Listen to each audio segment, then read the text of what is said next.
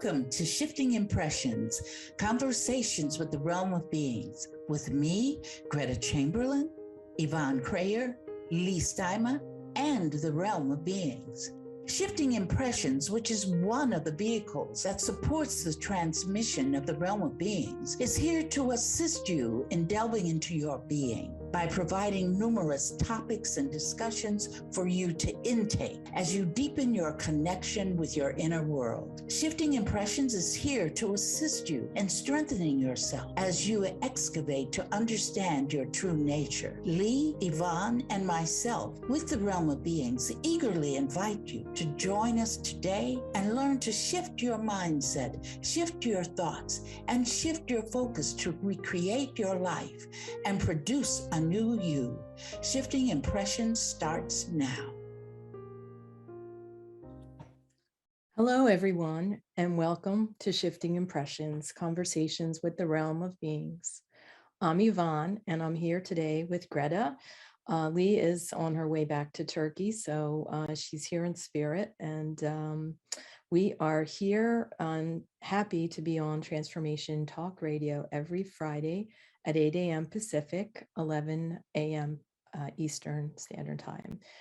So when you hear the term Realm of Beings, what are they? Who are they? How do they operate in our lives? And you wonder, why are they coming in at this time to give us messages? Do we all receive guidance? And how can we learn from this guidance in order to flow through our lives with grace and ease? These conversations that we have every Friday will help you examine your life and how the realm shows up for you, and how possibly you can shift your impression and understand what you are creating in your own life. And we are going to jump into the quote. Every week we discuss a quote, and this week's quote is, "You are never broken. You only perceive yourself to be so."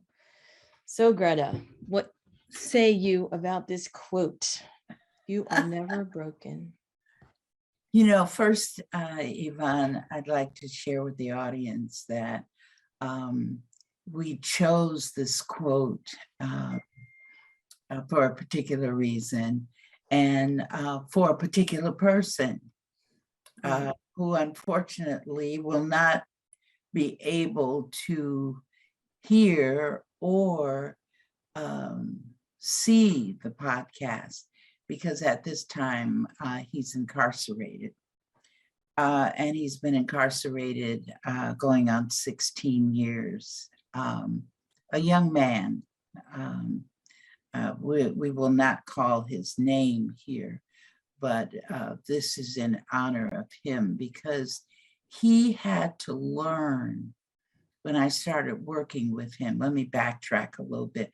When I started working with him, it was, I was supposed to be doing a facilitation for another person her job is to, or her profession, not a job, it's a profession, it's a heartfelt profession for her, works with people who are incarcerated. She's a mitigator, and she works with people who have been accused of murder. In this case, he was accused of murder.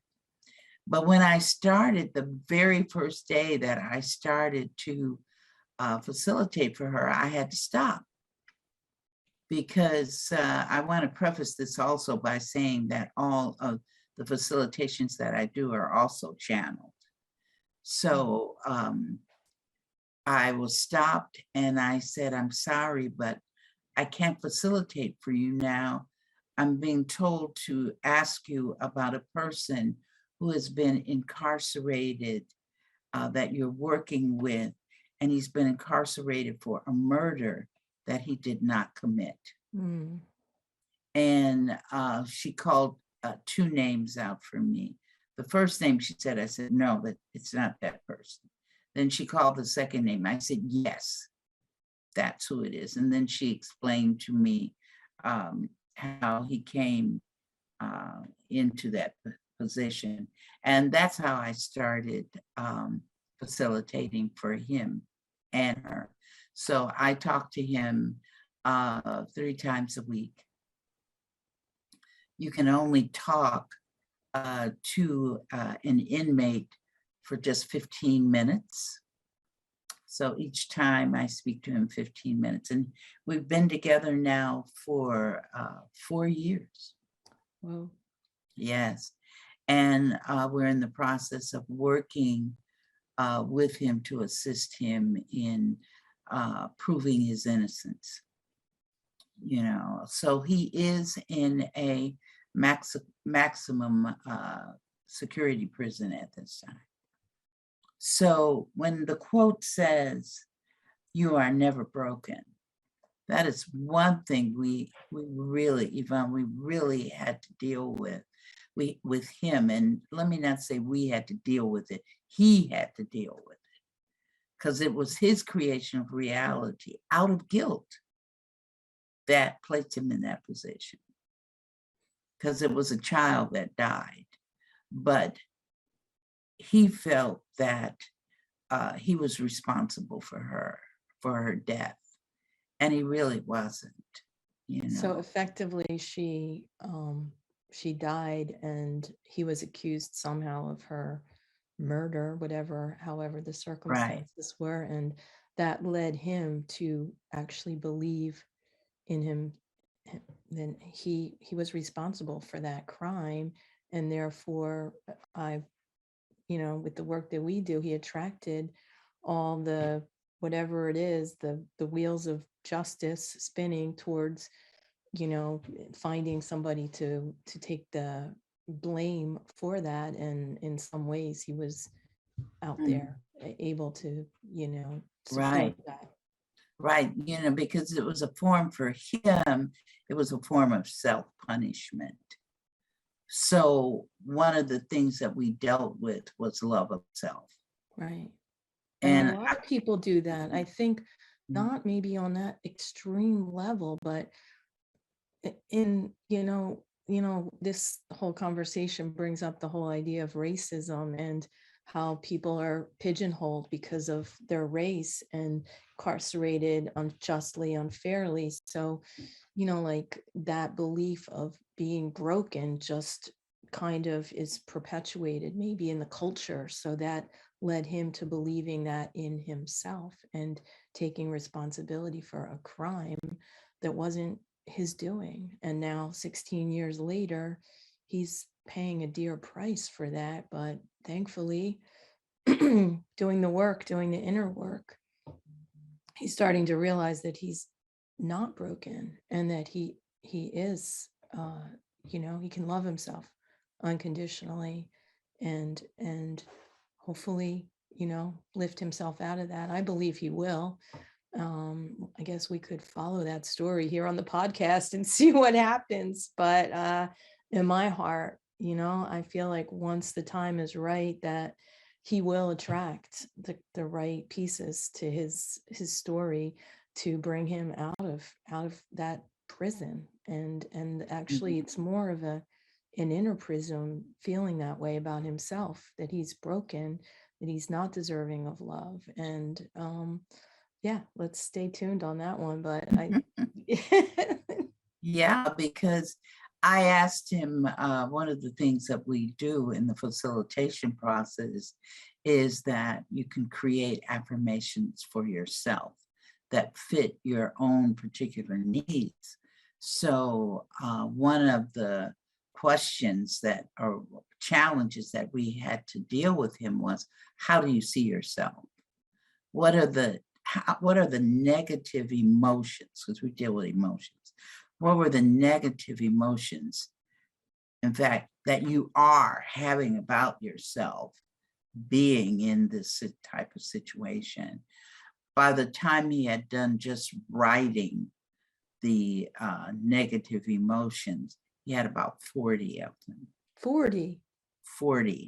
Did you have him write positive ones also? Or we just always do. When we teach the person how to write their own affirmation, because when you write your own affirmation versus reading an affirmation that's already been written for you.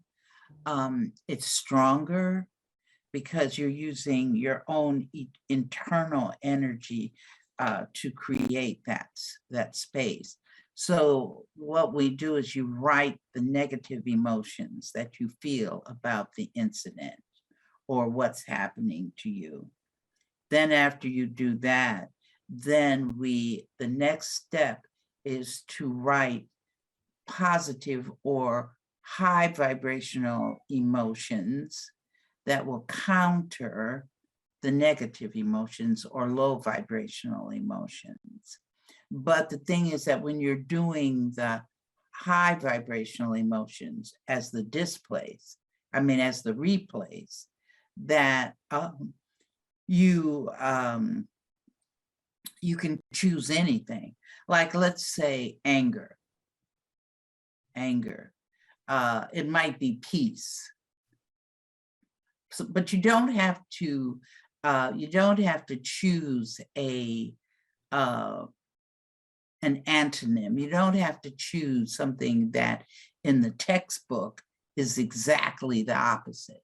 Okay, so you don't have to go to your dictionary or your spiritual dictionary and say, oh, what is the opposite of anger? No. You just feel it in your heart. Like, this anger, what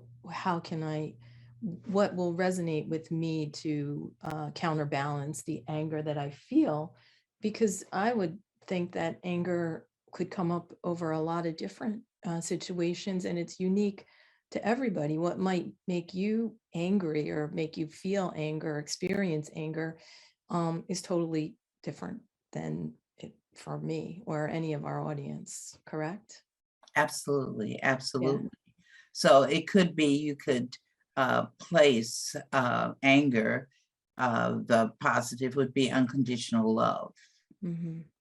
See, choose anything. And then after you do that, then we ask you to do an affirmative statement. It's an affirmative statement, but it begins with I am experiencing, because we teach the difference between being stagnant, a stagnant statement versus a dynamic statement. Right. We talked about that in our previous, or maybe not last week, but one of our previous podcasts about, because energy and an emotion, like even in the word emotion, it's constantly in motion. So you have to have something balancing it that's moving to, like, energy is in constant change. So so did you end up coming up with 40 different or did this client end up coming up with and does he regularly say these affirmations to him? Oh, definitely. 40 of them. 40 statements. 40 statements. See, we call them affirmative statements. So when you put all 40 of them together, they form one affirmation. See, some people are used to affirmations being one sentence. Correct. It doesn't have to be that. All it is, affirmation is only thing affirming that I am now doing this. I'm doing this. I'm affirming this situation for myself. So he has, for that one affirmation, he has 40 affirmative statements.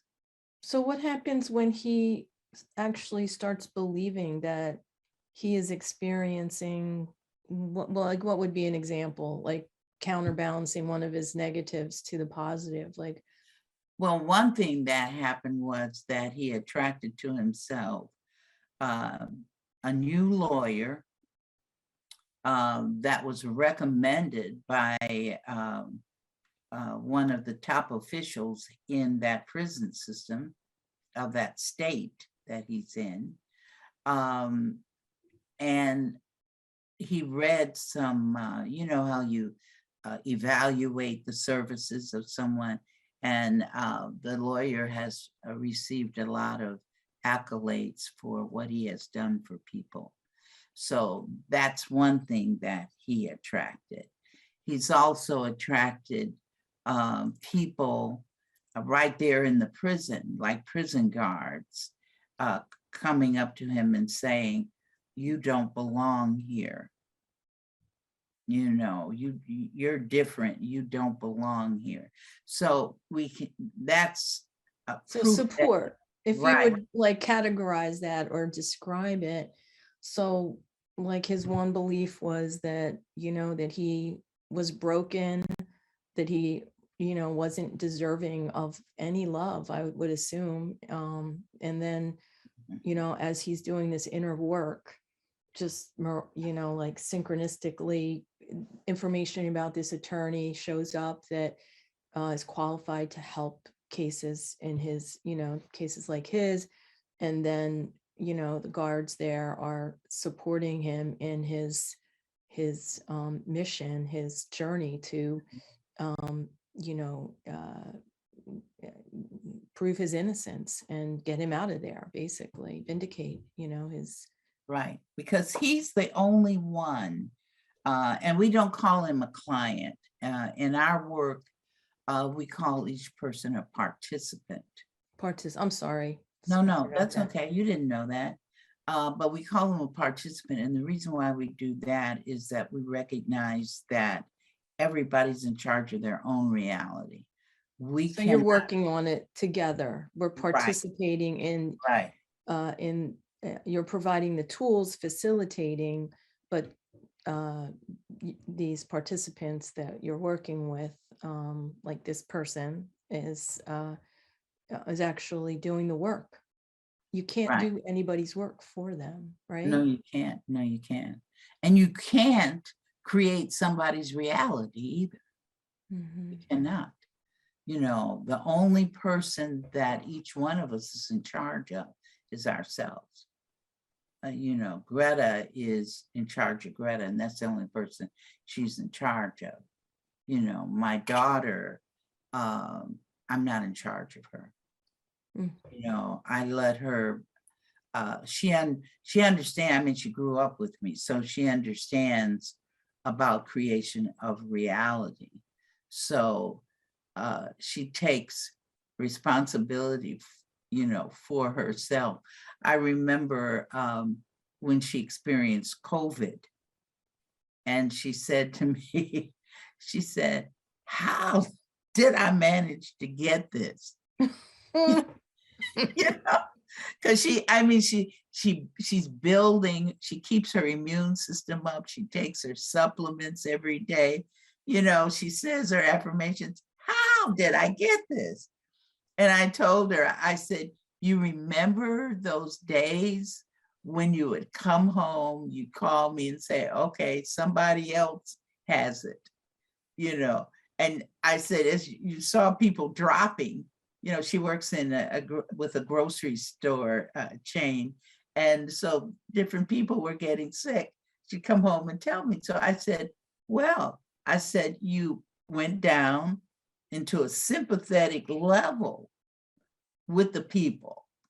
Right. And you know, when you go down into sympathy, then you're lowering your vibration. That's it. You're right, going to be susceptible to anything that might be a challenge to you. So it's like a right, matchup. So yeah, that sympathy was lower than her, you know, immune system and everything she was doing and to like fight this. yeah, it was much stronger, you know, because you attract to yourself, like whatever you're sympathizing in someone, you're Yeah. attracting that very thing to you. Yeah, And that's being in the that's victim mode. I think it's just yeah, going, yeah, and it is. victim mode is really one of the lowest vibes out there. I feel like it's really a low vibration.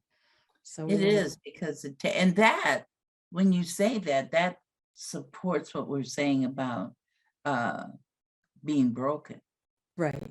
and you can only perceive yourself to be so. It's a perception, because we're never broken. I don't care what we're going through. We are never broken. Well, Greta, I think this is a perfect place to take our short break. Okay. And Yeah, let's leave that thought right there on the table. You are never broken. You can only perceive yourself to be so. So we are going to take a short break and stay tuned. Stay with us. We'll be back with our second segment of Shifting Impressions, Conversations with the Realm of Beings. Thanks for being here with us.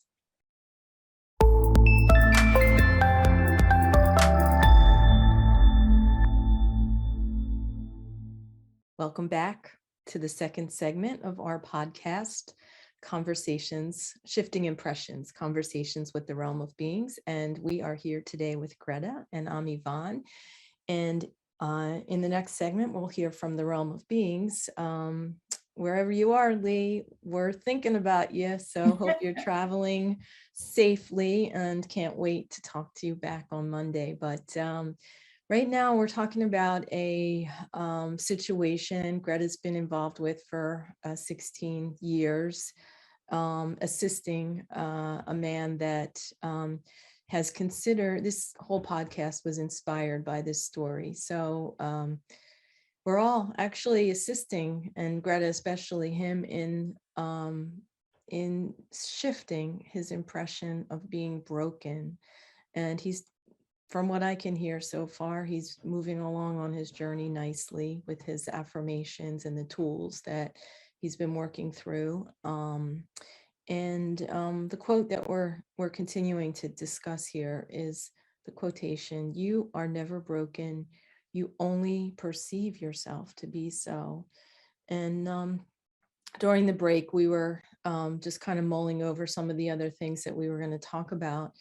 And because we are focused on the creation of reality, the beliefs that we hold about ourselves being broken or somehow inadequate are actually our own beliefs.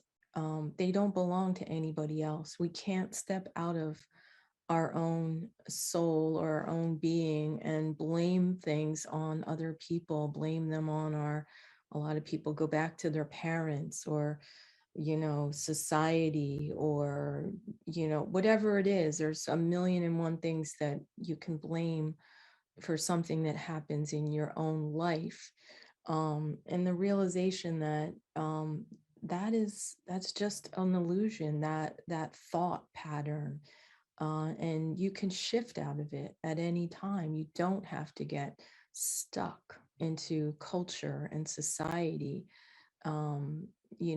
reinforcing those false beliefs about yourself that just really happen in your own head, and that your inner world is actually a reflection, or vice versa, I guess. The way you see yourself is projected outward and then comes back to you. So yeah, let's pick that up, Greta. See what else you have to comment on. There's always such a sage wisdom when Greta speaks, because it's always channeled no matter what. So let's hear this healing next section of sage wisdom, Greta. What came to my mind, Yvonne, when you were talking about that was the last line of a poem by Maya Angelou. Oh, okay. And it says, the last line says, "And still I rise." Mm-hmm. And I think that's so appropriate for this quote, "And still I rise," because it doesn't matter what we've created. If we think we've created a mistake, and there are no mistakes, by the way, there are no mistakes. Everything is for a reason. So you don't have to stay there. Like he didn't, he's recognizing, I don't have to stay here. I don't have to stay in an incarcerated state. And he's been in this experience for 16 years, but I've only been in the experience with him for 4. Oh, sorry about that. A little bit That's of misinformation. Thanks for clarifying. That's okay. So it's like, he's got to rise. In fact, we're using him as an impetus to keep about the podcast. But the thing is that each one of us, every last being, has something that they want to change. They have something that they want to change. And some people beat up on themselves, self-punish themselves because of something that we've created.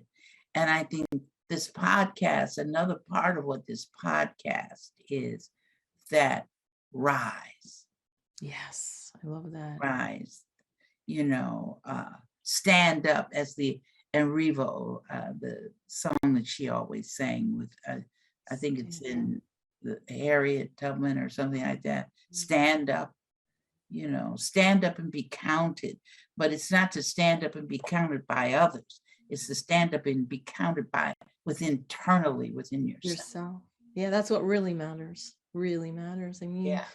just seems like this person spent 12 years, thinking that nothing could ever change in his life. And then 4 years ago, like whatever happened, switched it, and he shifted to a point where, you showed up. And now it seems like things are moving quicker because he's doing the work. You introduced him to tools to help him, to assist him in doing his own work. So it's not like you fixed him or healed him. Like a lot of times people think, oh, I'm going to go out there and look for salvation or help out there.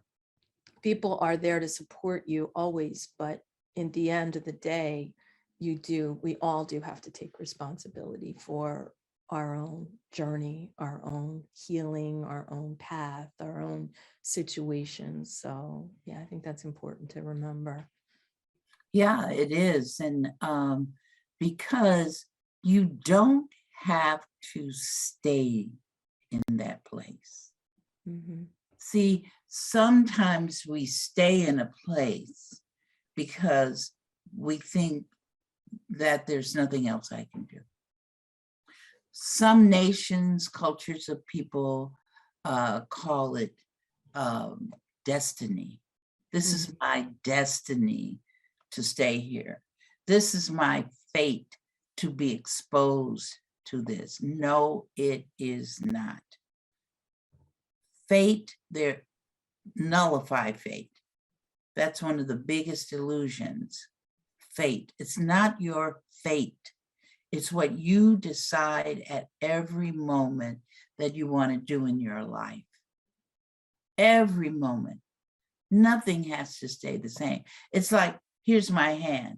I can raise my hand up. I can turn it this way. I can turn it that way. Creation of reality. When I turn it this way, but I decide, oh no, I don't want to hold my hand like that. I'm going to hold my hand like that. That's a change. That is a creation of reality. We are constantly in a state of creating reality. Even to bat my eyes is a creation of reality. If I go to a restaurant and eat bananas instead of mangoes, that's a creation of reality. Because what is creation of reality? Creation of reality is choice. Choice, yeah. That goes back to the quote too, the perception. You're the one who perceives yourself to be broken. You're never broken. It's you who perceives that. Yeah. So maybe you've chosen to attract a lesson, a situation that's really challenging, that may cause you to be unhealthy or appear to be unhealthy, but that's again your choice and your perception. Right, that's right. Choice, and so you can always change choice. Right, always. That free will piece, we've always hear about that, like I have the free will, and that is choice. Free will is choice. You can change it. You can decide differently. You're not stuck. Right. And I think part of that, once again, I just feel like, go back to that victim, like that victim mentality of like, oh, I have no choice. Yeah, yes, you do. We all do. That victim's like, oh, I have to do this, like I have to carry this big burden around. No, nobody has to do that. Nobody's making anybody do that. You can choose. Right. And you know how you keep this perception of self being broken is that you'll know when you're staying in it, because you're going to create the support for that. So you have to be supported. If you think that you are broken, that's in your brain. I'm broken. All right, you're going to find people are going to come to you to support you in being broken. Events, whatever. It's going to support you that way. You're going to be broken. It's like when he decided not to be broken, but to rise up and say, I'm leaving here. I was not responsible for her death. Who gave him the support? Even the people who are the guards in the place are saying, you don't belong here. That's because he's continuing to garner support everywhere. That's right. That's right. And that's what happens to all of us. This is like a beautiful example. Like it's an extreme example. Like, like he's in physical prison, but how many of us put ourselves in mental or emotional prisons? And like for our entire lives, we can stay stuck. Well, that happened when I was 5. Therefore, I'm going to keep attracting the same thing over and over again till I like flip the switch and shift out of that perception of whatever that was, that incident, and move on. Right, because when you move on, sometimes the people change that are around you, because you can no longer attract the people that support you in being downtrodden. But now you know what's interesting about that, that if I'm supporting you in being downtrodden, guess where I am? You're downtrodden too. That's right. That's so right. As soon as I decide to be uptrodden, guess what? You either be uptrodden or you're out of town, right? Is that what happens? People just leave. Right. Yeah. And then it makes the space, it's the opening for uptrodden people to show up and support you in your new belief, in your new creation of reality. They just show up. Right. I think that's like part of that beautiful magic. Like, I don't know, if I can't explain something, I just like, oh, that's magic. Just it's just like, this synchronicities, like just showing up, like they do show up. That's just what we're talking about. But you create those things to happen in your life by changing that belief system and the feelings that go along with it. Because once you believe something, you put your emotions behind it. So it's like, putting gasoline in the tank, and you're moving in that direction. But once you change that thought into more like, I am experiencing beauty, I'm experiencing joy, then you put gasoline in your tank, the emotions that push that reality into the world. And who shows up? Beauty, joy filled people. So kudos to the person who is the inspiration for this podcast, for giving us the opportunity to discuss this and leave our listeners with something to ponder in their own lives that perhaps they can shift. Yes, because remember when in the first segment, I told you about that he had 40 emotions, right, that were low vibrational emotions. Okay, so we're working on that, right? We think that, okay, he's got a handle on that, he's got a handle on that. And then something came up, and we found out that after all of that work he was doing, that there was an underlying thing laying there that we had to discover. And that was failure. I'm a failure. That he hadn't touched on within those 40. I'm going, oh my God. I'm saying, oh, whoa, so we had to deal with it. So the reason why I'm bringing that up is to let our listeners know, our participants know that don't feel bad if something's left over. No. That you got to deal with. Just deal with it. It's like peeling that onion. That's right. It's layer by layer. I heard another metaphor the other day about, a stack of papers and lessons, like pre-birth lessons that we decide before we're born. And these lessons could just, each one of them is on a piece of paper, and it's a huge stack. It looks like, and they're all our lessons. And wherever we are, we pull out that piece of paper and look at it, and that's it, based on our vibration at the time. And if we fall backwards, you got to pull out a new lesson. But that new lesson isn't necessarily lower. It's based on the work that we've already done. So we've already moved towards a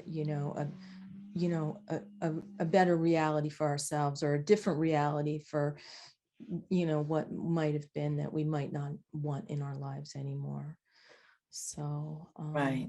I think we are getting ready to go on our second break here. Okay. So I just would like to thank our listeners for joining us today in honor of this person, and for everybody that is experiencing feelings of being broken. And just stay tuned, and we will hear from the realm of beings, and we'll be right back.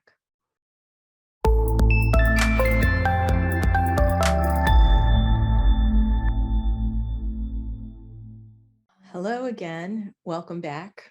We are now at the point of our podcast that is very exciting. We welcome the realm of beings to be with us directly, and see what they have to say about our discussion. And thanks for staying with us throughout this time. And it's always a surprise to experience this. So realm, are you there? Yes. Oh, great. We're happy. So anything of it's coming to you that you would like to share based on the discussion that Gretta and I've had during the podcast? The one thing is what we've been saying all along. We know that you're working with how do you perceive yourselves, and that creates your reality. It helps to create your reality, how you perceive. So, and we heard you talking about being broken, with one of our quotes, being broken. As both of you said earlier, no one is ever broken. That's an illusion.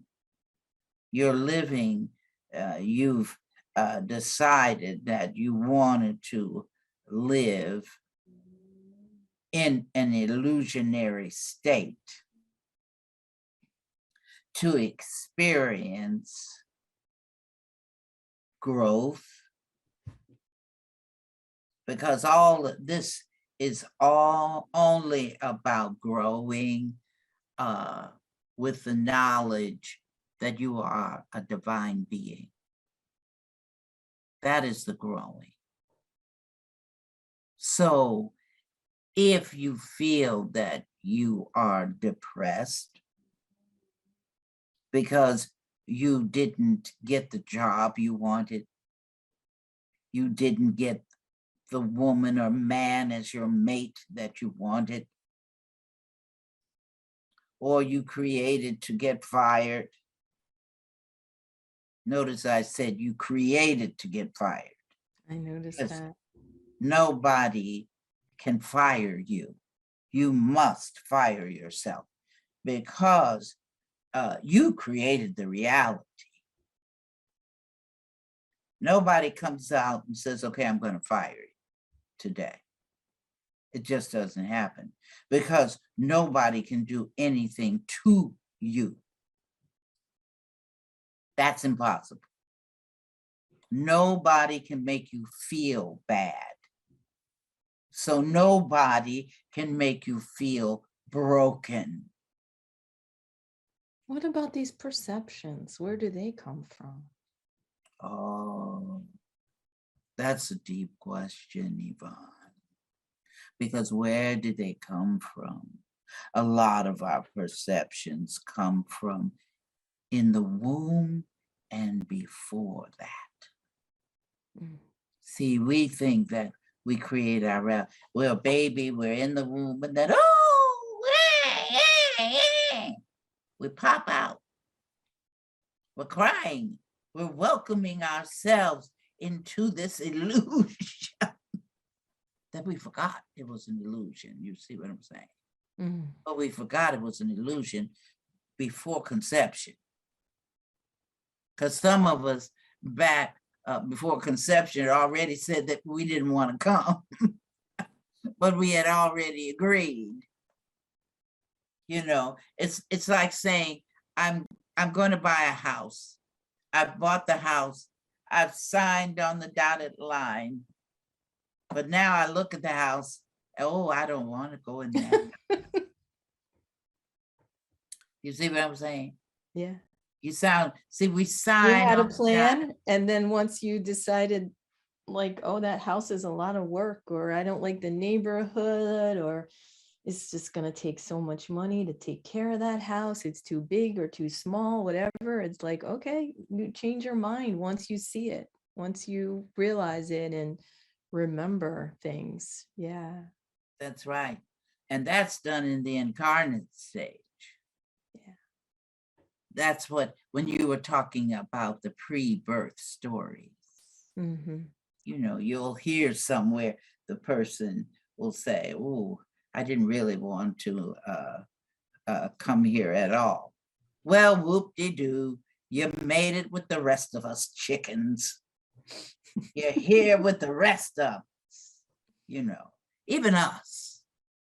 We decided that we would come here and share and support everybody here that's on this earth. Those of us that have come to assist and support you in loving yourself. It's a big job, Well, I feel like it's a big job because, like, what's going on in the world? What feels like a lot of people really aren't loving themselves the way we would know. Yeah. That's a biggie, because some people think it's what do you call that? Is it selfish? I'm selfish if I love myself. Heck, no. Some people will think it's not important for me to love myself.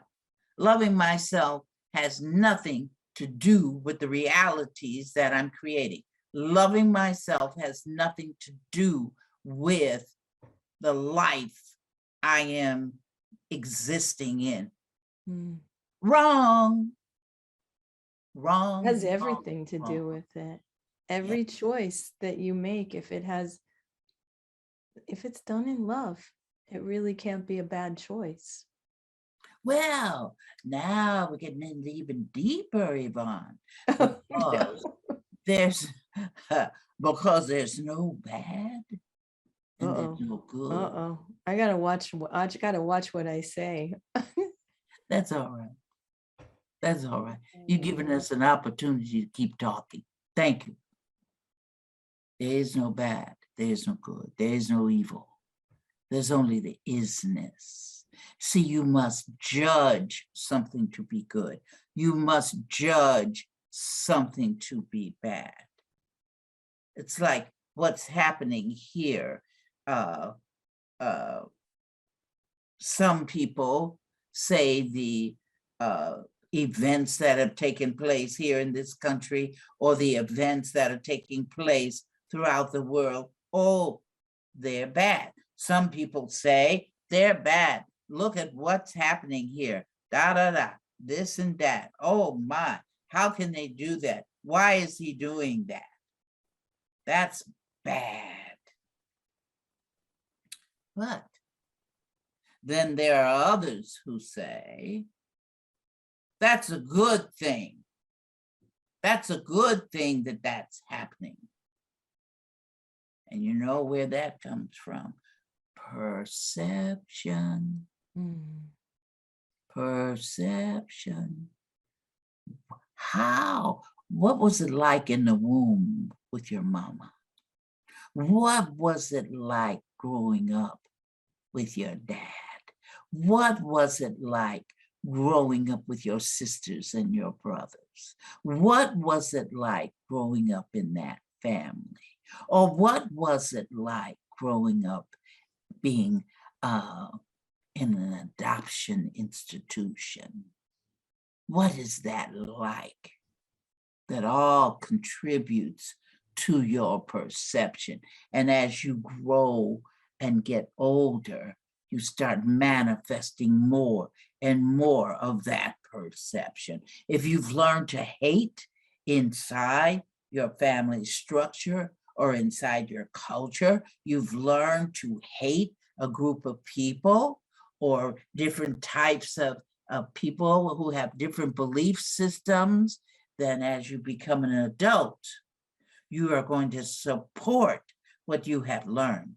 You're going to support that perception of separation.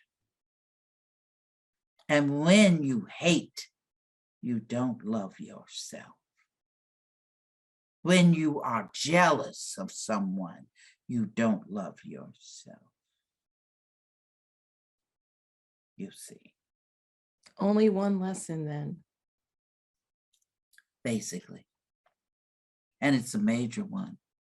Yeah. Because when you love yourself, then you can start to move into conceptualization, the beginning stages of understanding oneness. Yeah. And understanding that your essence is a divine essence, not something that deserves to be stepped on, not something that deserves to be cursed at in any way or form. You learn your divinity. Loving self is the recognition of being divine. Yes, that's what that is. But look around in your world. People hating people because they have a different sexual preference. People hating people because they belong to a different religion. People hating people because they don't believe in the concept of God. People looking at people and saying, I'm going to conquer you today. That's just more judgment. I'm right and you're wrong. More division, more. Absolutely. And yeah, well, Absolutely.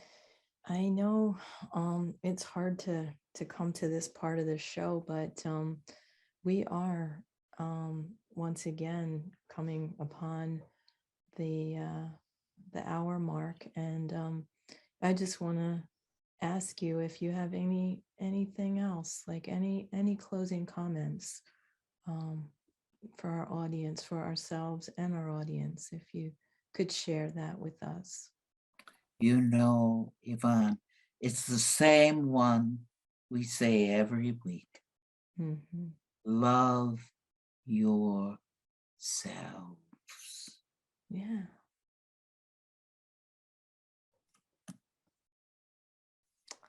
We can't make it any simpler than that. Simple, so simple, but Yeah. yet it seems so hard for people to do. They just get stuck in a different perception. So, well, here we go again. We are at the hour mark, and just want to thank our listeners and our viewers for being with us and listening to our podcast. We have some dedicated followers. We're here once again every Friday on Transformation Talk Radio with Greta, Leigh, and myself, Yvonne. And until we create each other again. Once again, thanks for joining us at Shifting Impressions, Conversations with the Realm of Beings on TransformationTalkRadio.com. As you have explored today's creation of reality experience with Leigh, Yvonne, the realm, and me, Greta, each of you is being supported by us in further developing the understanding that you are not just an individual existing in linear time and space, but a multidimensional force of infinite possibilities who is connected to all. So begin to create the realities you want. Join us every Friday at 8 a.m. Pacific Time and 11 a.m. Eastern Time on Shifting Impressions at TransformationTalkRadio.com.